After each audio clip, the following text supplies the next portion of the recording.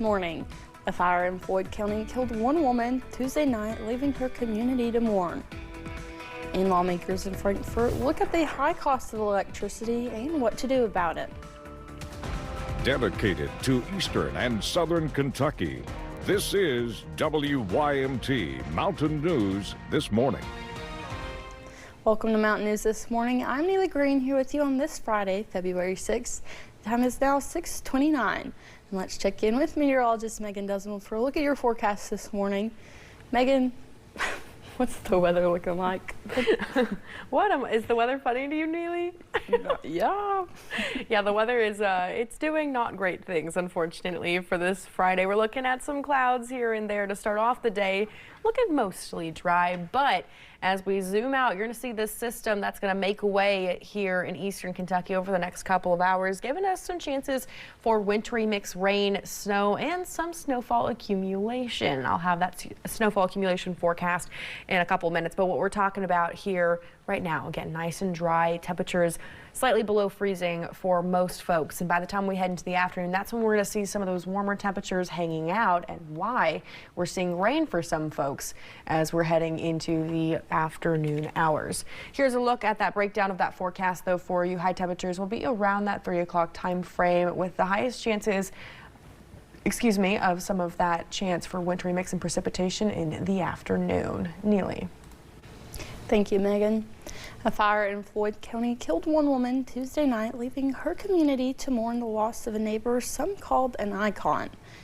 Coroner Greg Nelson says he responded to the house fire on Right Fork of Home Branch just after 5:30 p.m. Tuesday, where 86-year-old Pearl Johnson was pronounced dead. Her neighbor, who is also her nephew, says the fire came suddenly and burned quickly. And though it destroyed the more than 100-year-old home, it will not take away the memory of who Johnson was. She's just more or less, just somebody we looked up to, and a real good person. And I've known her all of my life. Jarvis says his aunt will be missed dearly. And this was not the only fire in the mountains in recent weeks. Earlier this week, a fire in Harlan County claimed the life of 62-year-old Judy Holden. 66-year-old Catherine Smith was killed by a fire in Knox County last week. And there was another house fire in Floyd County. 79-year-old Juanita Hall died in that one last week. And nearly 2 weeks ago, a house fire in Leslie County took the life of 68-year-old Rex Smallwood. Kentucky's death toll recently related to the recent winter weather has now increased to 22. Governor Beshear made that announcement early Tuesday. Our fatality numbers increased to 22. The new additions include a 92-year-old man from Hart County, a 69-year-old woman from Madison County, a 59-year-old man from Hardin County, a 77-year-old man from Grayson County, a 79-year-old woman from Floyd County, and a 68-year-old man from Leslie County. Let's pray for the families of all these lost Kentuckians, as well as everyone else that's been lost during this storm. Governor Beshear did not release the names. Earlier weather-related deaths were also reported in Whitley, Pulaski, and Johnson counties. A Claiborne County, Tennessee family is learning to live without their 8-year-old daughter. Scarlett Hoskins died in a car crash during the severe winter weather a couple weeks ago. Jared Austin talked with her dad. It's a call leaving Alex Hoskins scrambling. It was sort of a panic. Alex, hearing his daughter Scarlett was in the car with her grandmother and younger sister when the car slid on black ice, going off the road and hitting a rock embankment. The situation, it just come on so quick. Both his daughters were taken to UT Medical Center. Scarlett didn't make it. Once we went back in, all the machines were unhooked and stuff, I knew in that moment that we had lost our little girl. A young girl at 8 years old, described by her dad as energetic and full of life. She didn't meet a stranger. She was an awesome kid, had the biggest imagination in the world. Well, I'm going to fly today. While Scarlett is gone, Alex is still helping his youngest daughter, Skyla. She got hurt in this crash, but is now back home. The thoughts of being in the car with her sister during the deadly crash still sticking with her. She's a little iffy about that, talking about how she's scared and she don't want to wreck. What makes Alex happy during this troubling time for the family is seeing some of his daughter Scarlett and his youngest daughter Skyla. She's gonna shine. She does have a lot of her sister in her, the best parts, and I'm excited to see her grow. In Claiborne County, Jared Austin, WVLT News. Alex says doctors came to them saying Scarlett could help save 8 other kids with her organs. He says they didn't hesitate to help, feeling that's what Scarlett would want. Now to another sad update on a story we told you about last week. State police say they found James Garfield Grubbs dead inside a Nissan Altima on private property along US 421 in the Colwood area. Troopers say an autopsy will be conducted by the State Medical Examiner's Office in Frankfort. They say exposure and pre-existing medical conditions are believed to have contributed to his death. Foul play is not suspected. It's been nearly 3 weeks since Wayne, West Virginia residents have had clean water in their homes after the sheriff's office says a vandalism incident caused oil to spill into the town's water supply, leading to a do not consume order for the town. Wayne's mayor announced yesterday that the do not consume order is now a do not drink order. Workers at local businesses say Wayne say they are relieved that they can begin the water flushing process.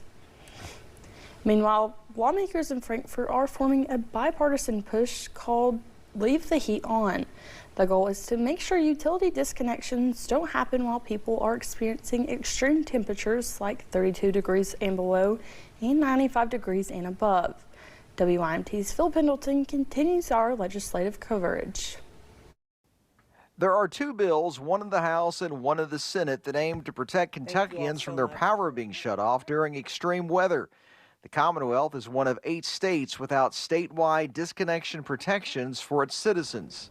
In scalding heat, in freezing cold, when their utilities are cut off, often without ample warning, they are at risk. Their health is at risk. Our bill is very comprehensive, and it fully protects the Kentuckians that need to be protected. According to a study from the Appalachian Citizens Law Center, 1 in 5 Kentuckians can't pay their energy bills. The research also found that in fiscal year 2025, more than 200,000 Kentuckians were disconnected by co-ops, an 87% increase from the previous year. These disconnections took place at all times of the year, including during the coldest winter and hottest summer months. Daniel Lowry, a KU spokesperson, tells WKYT the utility company already has anti-disconnection policies in place when its customers face extreme temperatures. We do this for safety. I mean, this is for the safety of our customers. When folks have trouble with their bills, hopefully they know that we have a lot of options out there for them. Representative Lisa Wilner says she's heard utility companies cut the power regardless of the weather conditions. We have stories from folks that this has personally happened to, and so it may be in internal policies with utility companies that they don't do this, but we know that the reality on the ground for people affected is very different. In Frankfort with photojournalist Darnell Crenshaw, Phil Pendleton, WKYT. A spokesperson for the Appalachian Citizens Law Center says during the last 25 years, energy savings rate have increased 128%. Earlier this week, state representatives Patrick Flannery of Olive Hill and Derek Lewis of London filed House Bill 535 or the Eastern Kentucky Energy Savings Act. The bill would focus on lowering energy costs for people throughout Eastern Kentucky and would also strengthen the reliability of the power grid. Representative Lewis highlights securitization and says this bill would provide immediate relief to mountain families.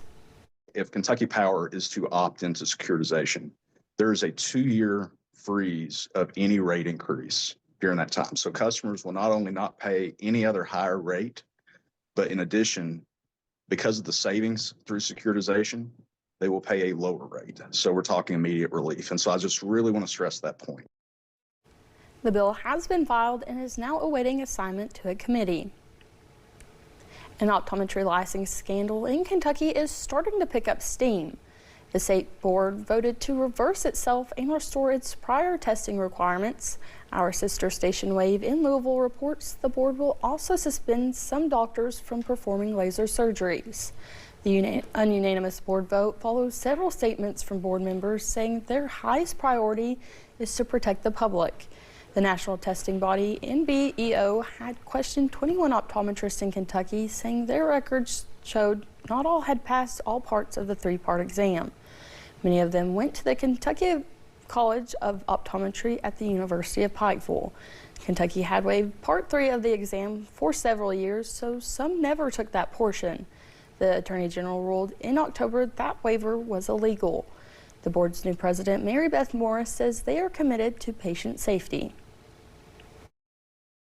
The Kentucky Board of Optometric Examiners remains committed to protecting the public, maintaining transparency, and ensuring a consistent and accountable licensing process moving forward. The laser surgery prohibition is immediate. The Canadian exam will still be allowed for the rest of this year, though, which means there may be some optometrists who could still use that substitution if they haven't passed the first part of the U.S. test. The state will also allow a substitute for the third part of the exam, but will use one that already exists.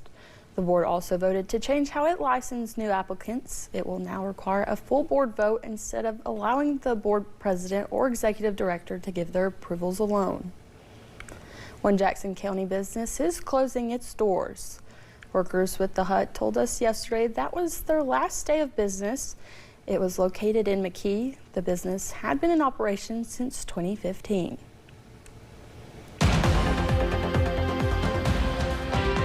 While temperatures are below freezing this morning, we will be warming above freezing by the afternoon. Friday's high temperatures will be in a mixture of the mid to upper 30s for our northern counties and the low 40s as you're traveling south of the Hal Rogers. Overall, not too bad in terms of those temperatures, but while we're nice and dry right now, we're starting to see that next chance of precipitation forming just north of us, giving us some chances for flurries this morning, some wintry mixed chances as we're heading into the afternoon, and rain for some, and then back to that snow chance as we're heading into the late evening hours and overnight. So here's what you need to know as you're heading off to the bus stop.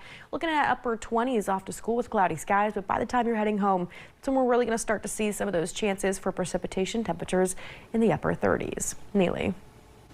Thank you, Megan, and thank you for joining us. The time is now 6:41. Still to come on Mountain News this morning, cardiovascular disease remains the #1 killer of women in the United States. We have one survivor's story.